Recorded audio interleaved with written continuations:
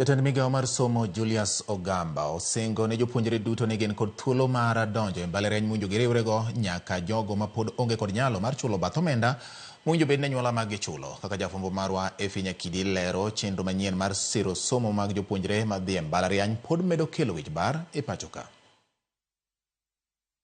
Jonyuol mag jopuonjre mariwore gi mbalariany koro nigi fuong'ruok tok jatend migawo mar somo Julius Migos jiwo tend mbalariany duto ma pacho ka mondo rwak jopuonjre duto nyaka mago ma pod onge nyalo mar chulo bath omenda mowinjore familia magi ochul gi sani. Osingo bende ne jopuonjre ni gin gi thuolo mar riwore gi mbalariany moluongie kendo ng'ato ang'ata kik dong' pacho kuom koso bath omenda madwarore. E oboke mare, Migos olero ni migawo mare tiyo kaachiel gi mano mar omenda mar neno ni gichwalo ne mbalariany omenda masiro somb jopuonjre e kinde mowinjore.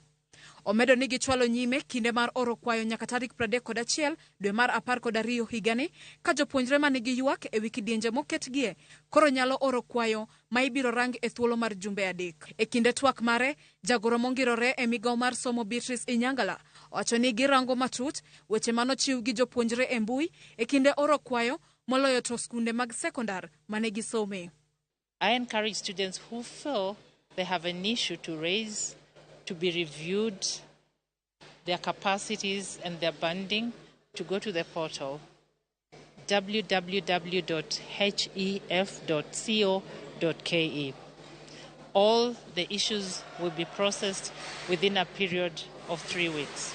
Jatend jotije piny owacho Felix Koskei odok ne chenro ma itiyogo e riedo jopuonjre e kidienje ma owinjore oyang kwan omenda ma imiyogi kaka sir ne sombgi mar mbalariany means testing instrument. Owacho ni kata odok ni kwan ji ma nigi ywak ni piny, migawo mar somo pod oikore mar timo lokruok kapo ni gichwalo kwayo.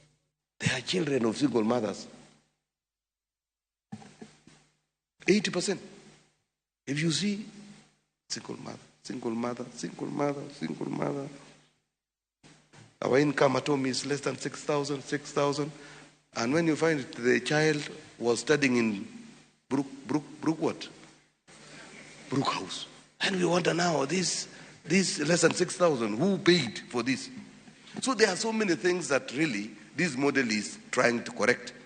So the challenges that perhaps are there are very few, less than 10%.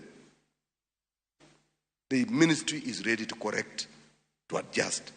Go to the help desk in respective universities, they'll sort it out. Koskei ojiwo jopuonjre mondo bed jo adier sama gichwalo kwayo kendo lero ni kwan omenda maromo bilion 2.8 osechiw ne chenro manyien mar siro somo ka bilion 5.2 osechwal e aguch hola mar HELB. For scholarships, 2.8 billion have been wired to university fund. For loans, 5.2 billion has been wired to help. So let us leave misinformation, propaganda, and the quest for regime change for things that are sorted. Nyakidi, Ramogi TV, Nairobi.